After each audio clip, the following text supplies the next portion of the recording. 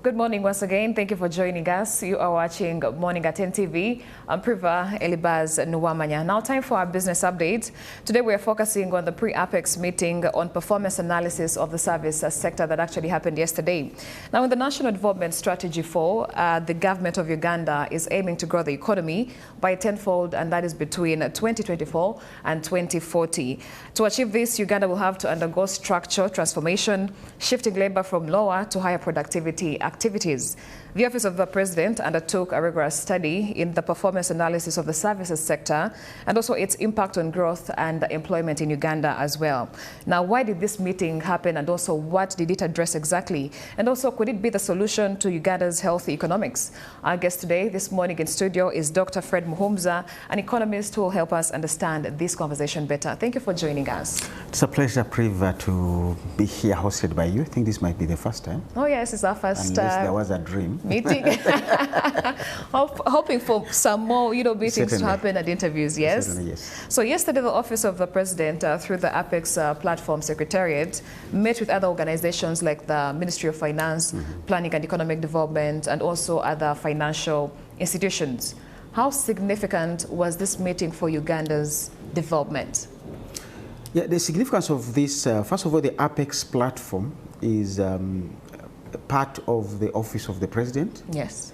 That directly feeds into the Office of the Minister for Economic Monitoring, which is also the major supervisor, is Honorable Babalanda, the minister in charge of the presidency. So it brings together some key institutions: Office of the Prime Minister, the Ministry of Finance, as you've mentioned, the National Planning Authority, and Cabinet Secretariat. So the technical head of the Apex platform, you're looking at the head of civil service, yes, and the secretary in the Office of the President. So those are technical heads that anchor it. So it gathers information on the performance for oversight purposes, because there's a lot of monitoring within government. You find Office of the Prime Minister is monitoring. Each sector and programs, they have their own monitoring. But Office of the President is in charge of the oversight, the overall, are things coming out. Yes. So this particular meeting was on a service delivery and employment survey. Because services, we don't just do services. We do services, one, to create employment, but also for their own right. A doctor who is providing services is employed in the health sector, but is also treating us. So we are looking at the 15 years of the National Development Plan series. People should know that we are now implementing the 4th National Development Plan. Yes. But we began in 2010 to 2015, the first one, 2015, 2020, the second, then 2020, 2025, the third one. So it was looking at all those three. What contribution have they made to the economy and also to employment? So the significance of this is, as we get into the 4th development plan, yes, which is part of the initial stages of the tenfold growth, you need to say, how have the other development plans performed?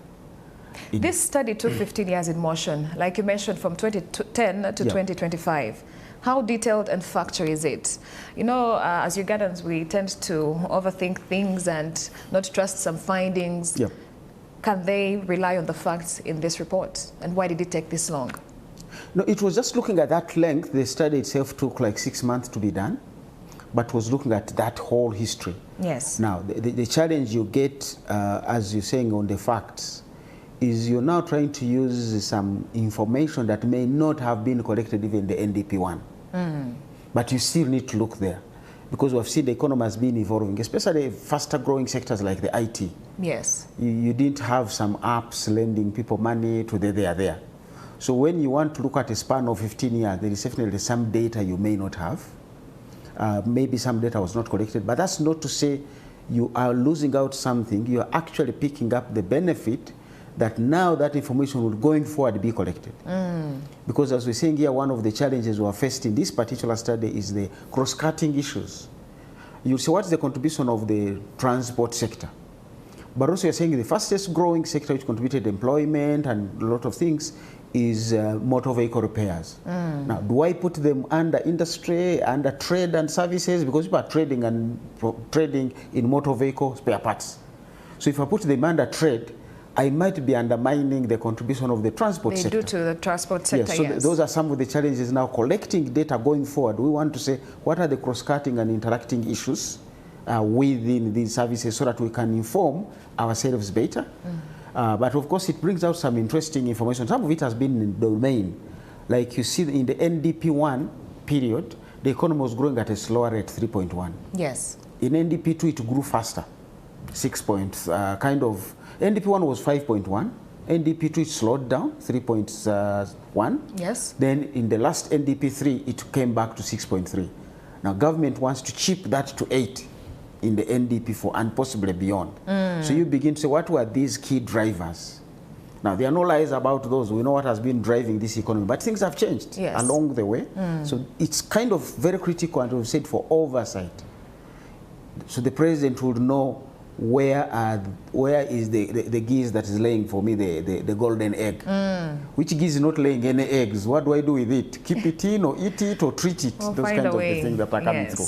Okay, speaking of sectors, Uganda's service sector is its largest economic contributor. I mean, it relies on trade, like you mentioned, trade. We talked about real estate, information, communication, financial, and also insurance activities also happening in the service sector. What is the impact of the service sector on the growth, employment, and also development here in Uganda? We noticed that it contributed significantly, about 50% of the growth, 36% of the exports. Yes. Because you're looking at things, the tourism and many of them. But even when you're exporting coffee as coffee itself, it is tapping telecommunication. Because right now farmers will judge the price. What are you paying for my coffee? Information about weather, information about, so they are kind of interlinkages, but by and large it was contributing up to 50% of the GDP and those other critical services, but also is anchoring like financial services. Yes. Has increased a lot of efficiency, especially when the telecom sector came in. You look at tourism, which is now bringing us about 1.5, close to $2 billion.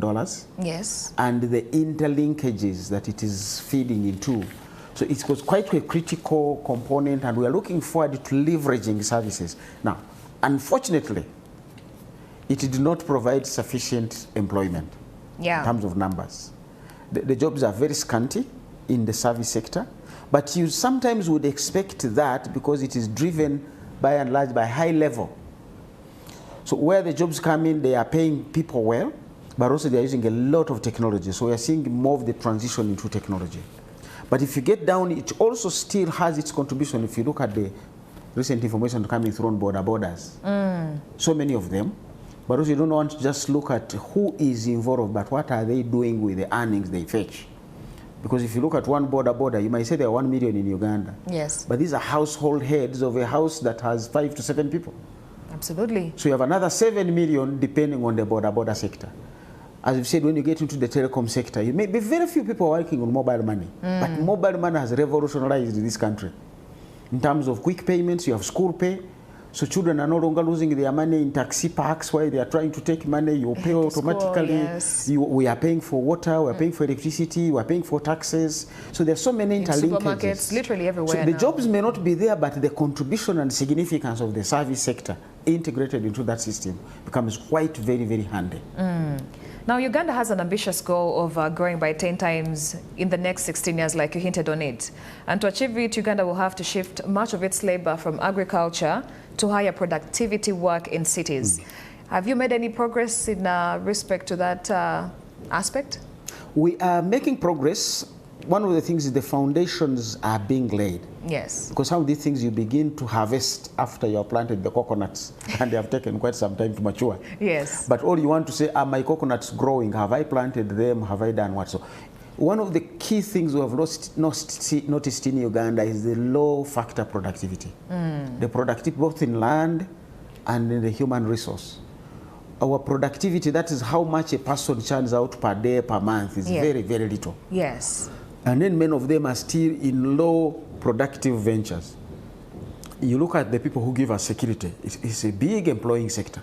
Security guards and all of those across the country. Yes.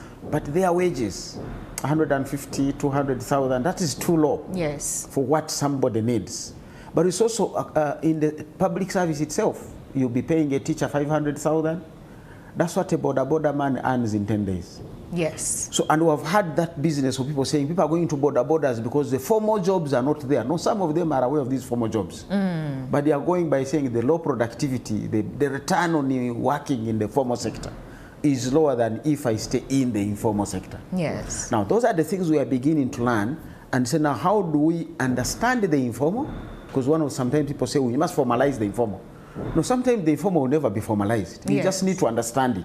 And wild animals will always be wild animals. By the moment you get to know these ones move at night, these ones move during the day, then you manage it better. You know how to work with them, yes. So we are not going to formalize certain things, but we need to understand it. And I keep saying, because we are lazy, we call it informal. There's nobody who is informal who has a name. That person is known. Who has a mobile phone, who has a mobile money account. That person is not informal. Yes. So you not knowing them is your burden and problem. Because you want them to be registered where? They're already registered on the NIN, which is the National Registry for Human Beings. Yes. Mobile money knows them, MTN or Airtel, they know them. So they don't need a bank account. Now you're saying whoever doesn't have a bank account is informal. But MTN is happy to have these individuals. They are making money out of them. They are supporting their livelihoods. Yes. So we need also to refine that to say, what do we mean when we say informality? I think that is the burden on us. And as you said earlier, that statistic may not be with us in our planning. But doesn't mean that doesn't exist somewhere. So at the Makerere University Business School, where I also work, we are trying to build up big data analysis. How can we begin to understand where is mobile money going? When does it move? What amounts are moving? Which mobile money accounts are inactive? For a week, which one simply receives of a search, which one sends. Yes. And what exactly is happening behind it? Because that's the economy. The economy has gone digital, and you can say, because I don't know it, those people don't even pay tax. I don't like them. No, they're actually paying indirect taxes. And that is really what we want to understand if we are to do the tenfold growth. You can't drive a horse which you don't know, its health and its behaviors. Same thing with a car, same thing with a bicycle. You can't cook food, you don't know when it gets ready, when it gets burnt. So we're trying to understand more of the economy, and that's what partly this Apex review helped us to say, wait a minute, we've been doing lots of investments. How have they translated into jobs, meaningful, decent jobs? It's not just about jobs. This era is about meaningful, decent jobs. I'm glad yesterday's meeting could help address Uganda's economic perspective in terms of growth and where you see this actually, heading. Any parting shots before we close this conversation? I think we need to be better beginning bottom up, because part of this study you would get like the Operation Wealth Creation, but I was also involved in this. Yes. And their aspect, as you know, they are ground-based. So their approach was go and meet this person selling tomatoes, this person selling onions, this border rider, and say, of these services, which ones do you use most? Because for you can broadcast services, but people know what they use most. Now, that knowledge was able to tell us which service does this particular segment of the business community and smallholders use. How do we beef up that? So you'll find there was a person with a small shop. They would close it to come to Chikubu and stock. But now, because of the integration of borders, they no longer come. They just call and send money by mobile. The person is coming to pick my thing. So his business continues to operate. Yes. But one other thing we noticed there, they are not creating jobs. It has been there for one person running it. It has grown. And that's what it's meant to be. So we need to rethink if we are to create jobs for the millions of youth in this country. Yes. Can we plan, first of all, for jobless growth? Because growth is going to happen. But you will not create the right number of jobs as we need them. How do you secure the few that you have? How do you create more? But also, how do you look after those who are not able to find a job, including the program of can we manage them going abroad? Manage, because I need now people just sneak in who wants to go. But have we prepared them for that environment? So those are some of the things we're trying to say as we get into the tenfold growth. What kind is needed for the minerals? Somebody was telling us yesterday in that meeting, the people who were doing welding and all that kind of work on the expressway, which were built like 10 years ago, now you can't find them. So where are they? But that's a critical skill we have lost. They possibly have gone into pottery or other things. The skill is not being deployed. So that kind of tracking, who is where, who did what skills are missing, who has them, how do we pass them around, is going to be a very big jigsaw for us as we get into the tenfold growth phase for the next 15 years. Thank you, Doctor, for making time to come this morning. It's been a pleasure. I've been talking to Dr. Fred